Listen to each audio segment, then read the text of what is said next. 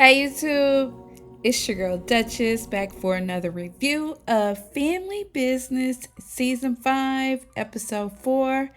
Let's reminisce.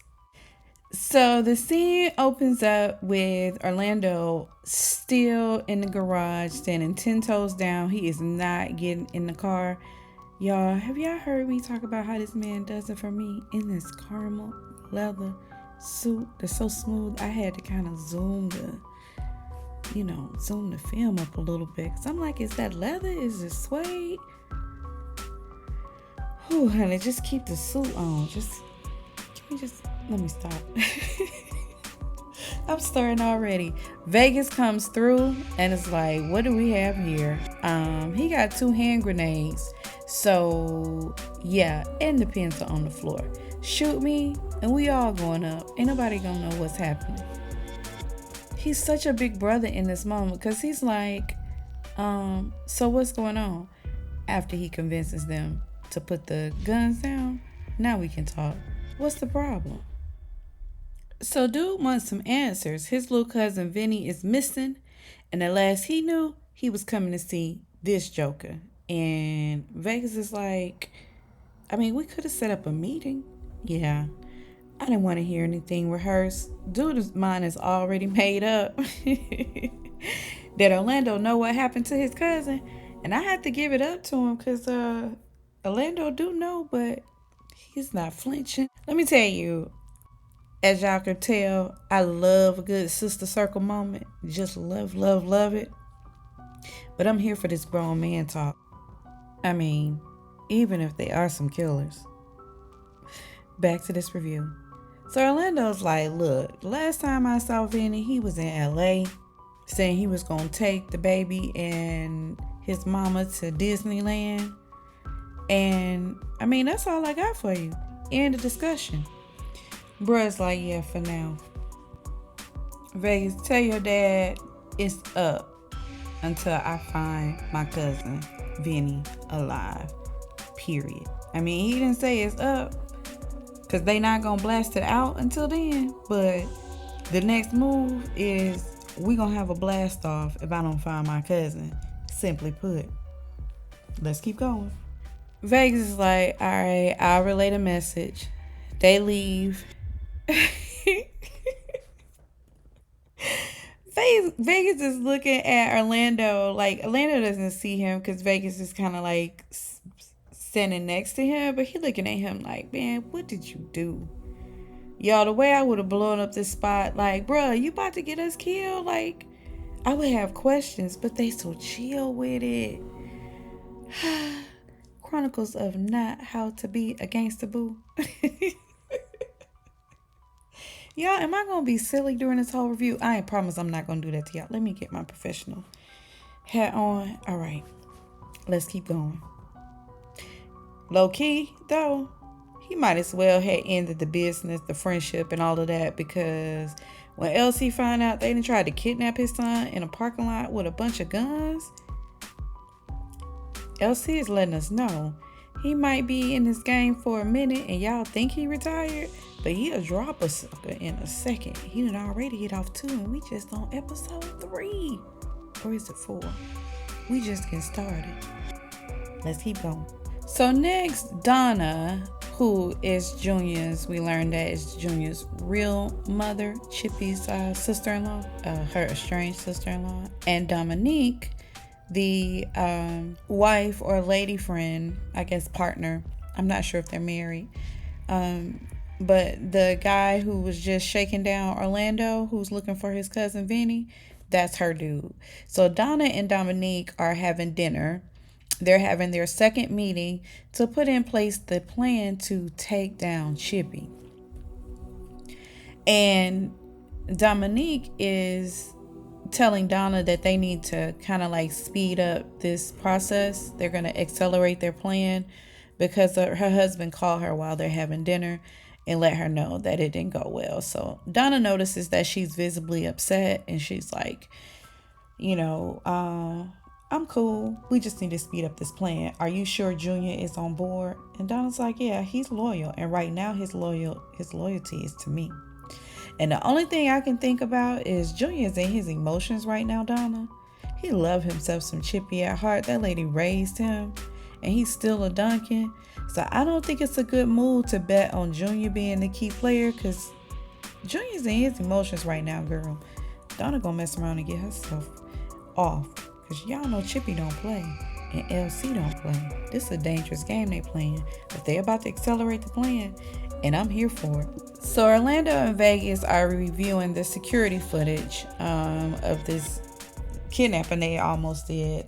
And I'm so grateful that they just said this man's name so I don't have to call him the dude through the rest of the season. So that is Antonio and the Italians.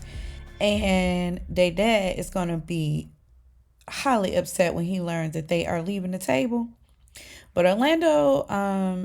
Vegas wants to know, like, Duncan to Duncan, brother to brother, whatever. Is this man missing or is he dead? And Orlando looked him dead in his eyes. And I just knew he was going to lie. And he said, you already know, brother. He's dead. Vegas like, yeah, that's what I thought.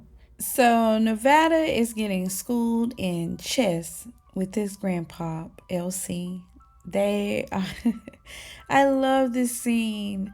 They're just having some grandson time, and Nevada starts spilling the beans. Nevada don't do nothing else. He's gonna spill the beans. So he's noticed how happy that he and his grandma are, and it also gives him a little melancholy because he's noticing how everyone else is so sad. And so LC is like, what? Do you have anybody in mind? And he just started running down the list. So at the heart of the conversation, Nevada is really concerned about Mariah. He tells his granddad that she thinks London killed her dad.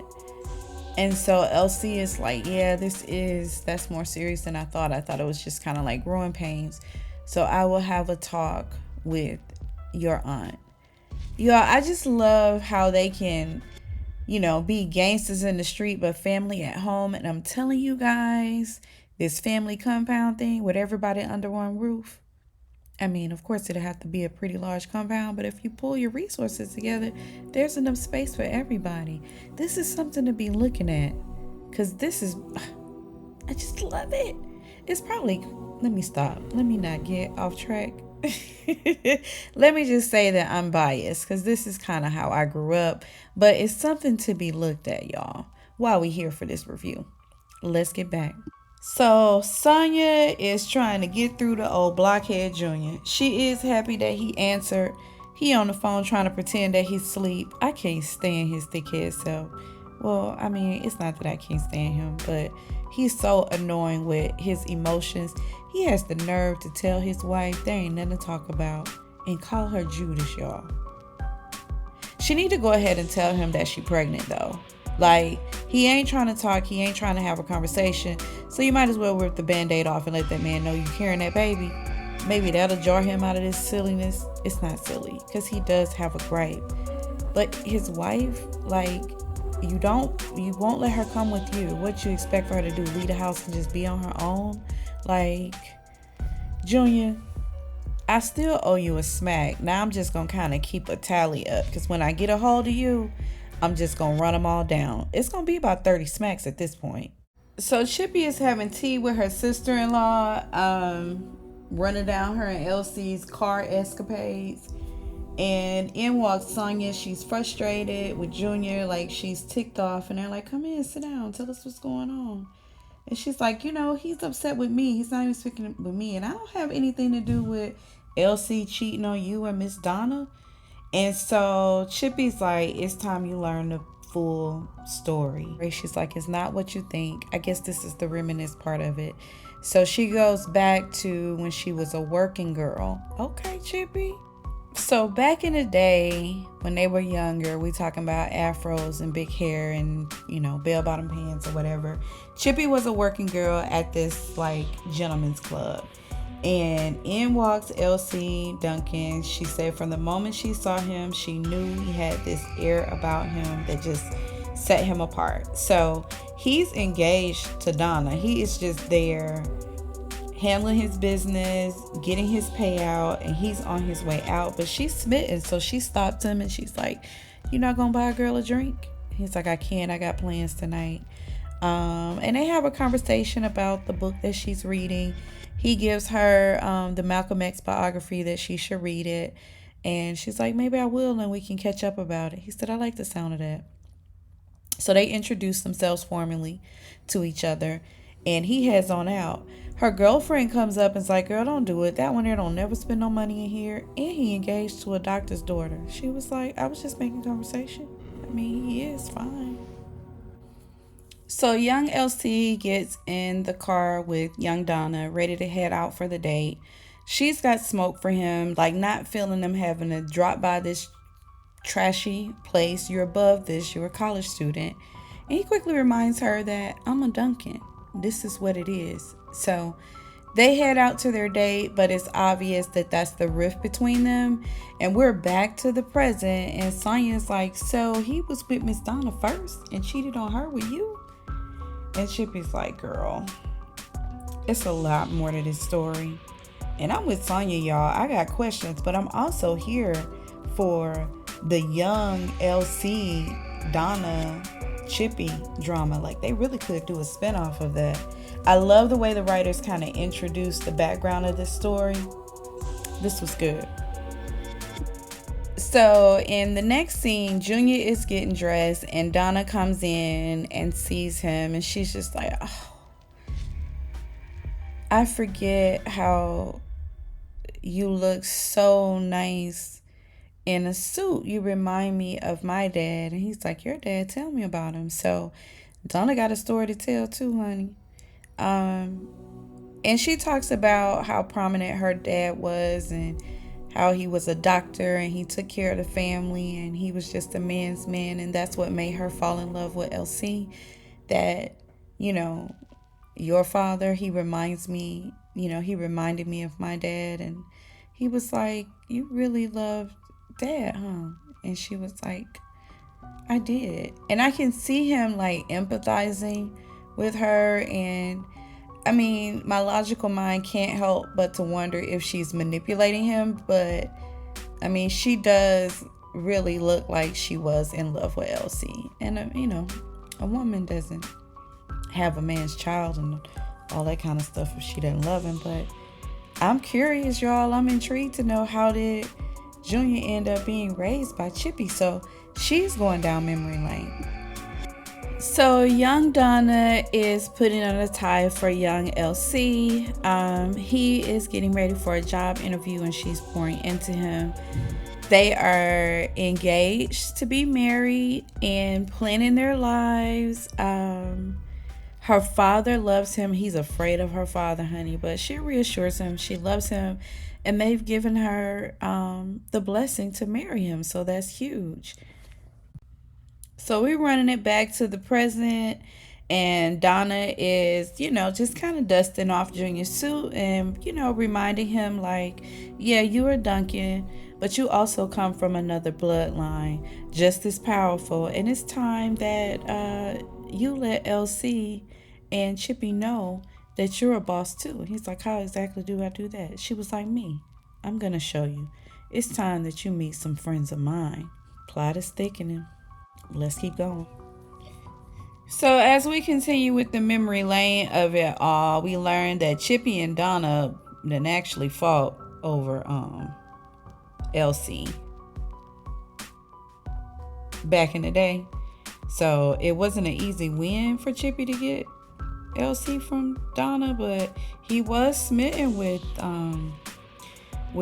Chippy. And Donna was throwing jabs at her, because she was a working girl and whatever, which put LC on the defense for Chippy. So I'm here to see how this story unfolded, y'all. I want to see, I would love to see a spinoff of this. So Larry calls LC and, he's apologizing again for what he put him through at Fresh Meadows. And LC understands. He knows that he's not himself. He will always love him. That's his brother. But his family needs a little bit more time to get over what he put them through. And Larry understands. He just really misses Elsie. They catch up about the family and all of that. And Elsie does tell him that Junior is of the most concern. He's found out the truth about his maternal side. And he's like, Donna, of all people, is who told him. And Larry reminds him, it's good that you dodged a bullet. Like, you almost married her. So we're back down memory lane, and Donna is fretting on the steps of what looks like a church. And she's fretting. This is young Donna. And young Elsie pulls up, and, it's obvious that he has to tell her something, And so he walks up to Donna, and Donna immediately starts saying, rehearsal didn't start at 15 minutes ago. My mom is fretting. My dad doesn't even think that you're going to show up. Like, what are you doing? And he's like, Donna, I can't marry you. She's like, what? He's like, I'm in love with someone else. I can't marry you. She's like, Elsie, stop playing. My family did not spend all this money for me to have the wedding of my dreams for you to get cold feet. Like, we need to get to this rehearsal dinner. And he's like, I'm in love with someone else. The whore? He bypassed the whore statement, but he's in love with Chippy, and he can't marry her. And they break up, and rightfully so, young Donna wants his head. So much as so she slaps him. And he deserves it. But he does leave. He's off to be with young Chippy. So Rio still hasn't given up his quest to find these guys who had carjacked his mom. And he learns that one of them is down in Georgia. He has learned his name. And he and, what's the kid's name? Nevada. He in Nevada with his computer whiz self has found out their name and like their full legal name, and they're gonna enlist their cousin to find this guy down in Georgia. Rio's not letting up. So Vegas stops by to see Junior. He needs to know, like, I know you didn't quit the family and all of that. I'm over it. Have you quit the job too? Because you're supposed to be watching these Italians and they've gone sideways, so we need to know.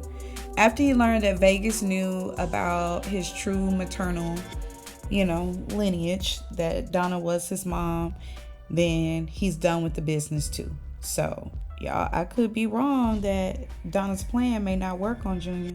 He really is done with his family.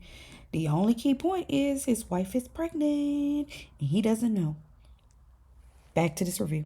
So cousin Curtis calls Vegas as he's reeling from this conversation with Junior and how it backfired. And they have a little bit of catch up, but in that conversation, Curtis tells him, look, you need to tell Junior the whole truth, like how this all got started, because if it wasn't for Aunt Chippy, he might not even be alive right now. Aunt Chippy saved his life. Ooh, while he putting Donna on a pedestal. Did Donna try to kill her baby? Because she didn't have Elsie? Y'all, this is getting thick. Vegas is like, yeah, you're right. Let me, thank you for that, cuz. And he does decide to head on back. And as he do, he see the Italians at Junior's door. Junior opens the door and greets them with the old Italian side kiss, things, and welcomes it in the house. And Vegas is like, what the hell? Hello, Pop. We have a problem. And it's bigger than what we thought. And that's the end of this review, y'all. I enjoyed it. This episode was much better. And this is going to be a good season. Tell me what y'all think. Hop down in the comments. Let me know. It's your girl, Duchess. And I'm out.